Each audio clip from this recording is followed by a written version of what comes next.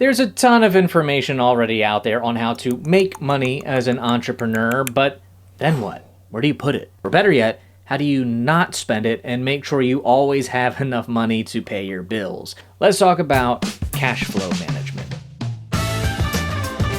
Now, before we dive in, a real quick shout out to the sponsor of this video, Relay Financial. Speaking of where to put our money, Relay is where I like to put mine. I have tried out lots of different business banking solutions over the years, and Relay is the one that just kings my checkers.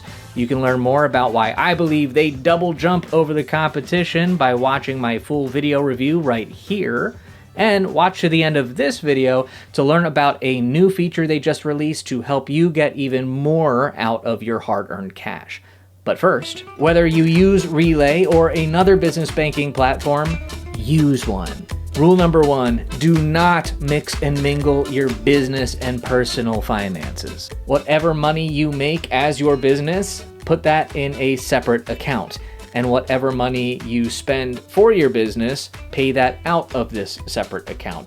This helps avoid a lot of headaches and heartache come tax time, and helps keep you out of potential legal trouble. Establishing a separate business entity like an LLC establishes a protective barrier between your business and your personal assets. In the unfortunate event that somebody sues you, they could sue your business for all your business is worth, but they wouldn't be able to touch your house, your savings, your Pokemon card collection.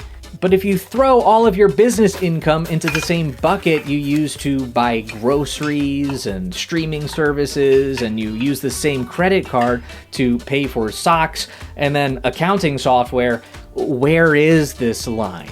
The court probably isn't going to do the math for you. They're just going to see that you're not bothering to keep your personal and business assets separate, so why should they? And then it's bye-bye Blastoise. More importantly and practically, keeping your business finances gives you a lot more clarity into your business financial health. And you can do that by following step 2. Let's open up more accounts. There are different ways you can approach this. I'm a fan of Mike Michalowicz's Profit First method, which I've touched on before. Donald Miller has a very similar Cash Flow Made Simple playbook with a few differences, and it might be a better fit for some businesses. But the main idea of both frameworks is this: divvy up your business finances into separate, smaller accounts. Essentially, it's the envelope system. If you follow Profit First, the accounts you'll open are income, profit, operating expenses, taxes, and owner's pay. Everything you make initially goes into the income account, and on a regular basis, you'll transfer everything out of this account into the smaller buckets. For example, every other week, you would transfer 25% of your income account to taxes, 20% to operating expenses, 50% to owner's pay, and 5% to profit. And you can tailor these percentages to your specific situation. You can learn more about how to use each of these different accounts by watching this video right here, but it's pretty self-explanatory. Operating expenses are used to cover your expenses. The tax account is used to pay for your tax liability. Owner's pay is to compensate you for the work you do for your business. I need my payday. And profit is for funsies. Treat yourself. Actually, half of it is for fun, and half of it will get transferred to a long-term savings account that you can let build up to cover larger expenses and investments for your business, or just for a rainy day fund. In the Cash Flow Made Simple method outlined in Donald Miller's latest book, How to Grow Your Small Business, you still have 5 accounts, but they work a little bit differently. You have the operating account, taxes, business profit, owner's personal account, and investment holding account. Everything flows into the main operating account, and it stays there. You use that to pay all of your expenses, including payroll, including your own salary, and we can talk a little bit about that later. So he kind of rolls the income, OpEx, and owner's pay account all into one. Unlike the Profit First method, where you regularly dump all of the income account into your different sub-accounts, this operating account continually has cash flowing in and out of it. But you set a high watermark.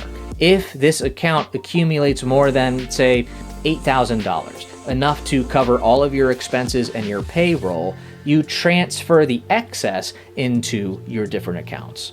Half of the excess flows into your tax account and half of it flows into business profit. And then the business profit account gets further broken down from there. Now, before you party hardy with your profit account, we're gonna let this accumulate a little bit. Actually, we're gonna let this accumulate a lot.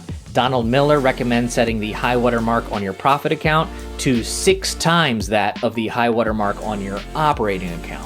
So if we were waiting for the operating account to hit 8,000 before we swept any into the other accounts, we're gonna wait till this bad boy fills up to $48,000. And this is gonna give us a nice juicy cash reserve that we can dip into. So in case business gets a little dry for a few months, you can still make payroll and cover your commitments without losing much sweat or sleep.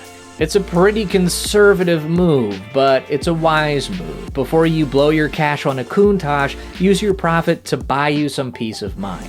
And then after you do hit that high water mark, that can spill into your fun money account. You can siphon some of the excess into your personal account and start saving up for that Lambo, and you can put some other money into an investment holding account that you use to buy you things that can make you even more money. Buy stocks, real estates, and other investments. Here's the cool thing. Whichever framework you choose to follow, another shameless shout out to my favorite business banking solution, Relay Financial makes it stupid easy to set up your cash management system with sub-accounts and auto transfer rules. They've even partnered with Profit First professionals and created a pre-made Profit First automation that automatically divvies up your income into your different sub-accounts according to your percentage allocations. Or if you prefer the Miller method, you can use Relay's maximum balance auto transfer rule to automatically sweep any excess out of your operating account into your tax and profit accounts. And one more thing, Relay just launched interest-bearing savings accounts, so you can make a little bit of money on your idle cash. This would be great for your tax or profit accounts, anything you have sitting there accumulating for a little bit before you transfer it somewhere else. At the time of this recording, Relay is offering 1% APY on balances up to $50,000, 1.5% on balances between $50,000 and $250,000, 2% on balances between $250,000 and $1 million, and 3% on $1 million and above. Which I will say doesn't exactly break the wow barrier when you consider Marcus by Goldman Sachs currently offers 4.15% on their savings accounts, Wealthfront offers 4.55%, and Robinhood offers 4.65% on their brokerage accounts. There are definitely places you can put your money that are going to give you a better yield. But considering most traditional business bank accounts like Chase and Bank of America offer a whopping 0.01% on their savings accounts, Relay's 1 to 3% looks mighty fine. And you get to earn interest while keeping all of your business cash under one roof instead of sending it out to a bunch of different accounts where you begin to lose clarity on your business finances. And clarity is the name of the game. Nobody's going to get rich off an extra 2 or 3% return on a tax savings account.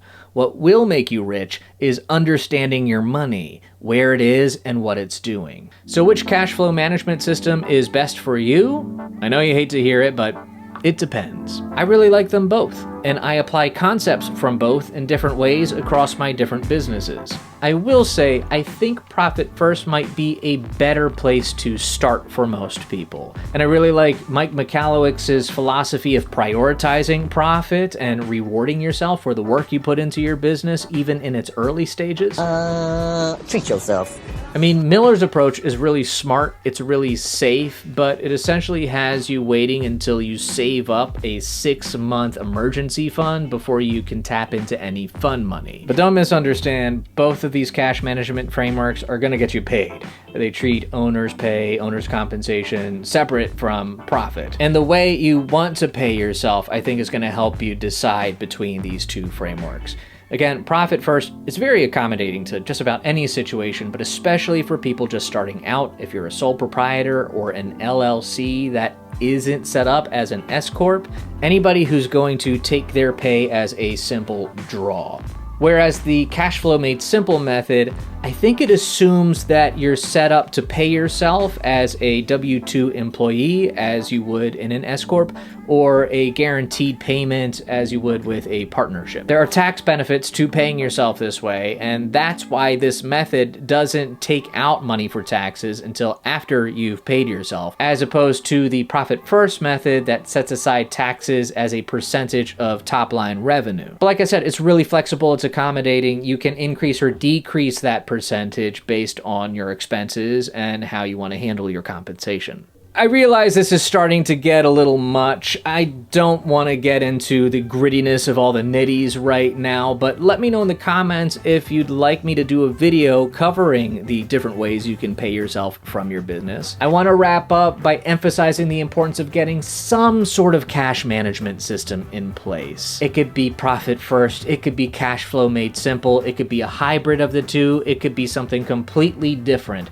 Just be intentional. Don't just make money and then spend money without knowing where or why. Own your money and put it to work for you. At the absolute very least, set up a separate tax account and practice setting aside 20 to 25% every time you get a paycheck. But further breaking down your cash into smaller buckets is a simple way to get a handle on your money, to start learning how to live and run your business within your means, and to not waste time worrying about whether or not you have enough money to cover your liabilities. I will post links to both of the books I referenced in the description below, and if you shop through those links, I may get a small commission, which is a great way to support this channel. You can also support the channel by checking out Relay Financial and their suite of free cash management features. When you sign up and fund a new account using my link sidekick.show/relay, you'll get a little bonus that you could use to buy some books and learn even more about how to build a beautiful new cash management system and grow your small business. And now that we got a handle on your cash flow, let's learn how you can keep your cash mo by saving on taxes and watching this video right here. Sorry about that. That was a bad pun.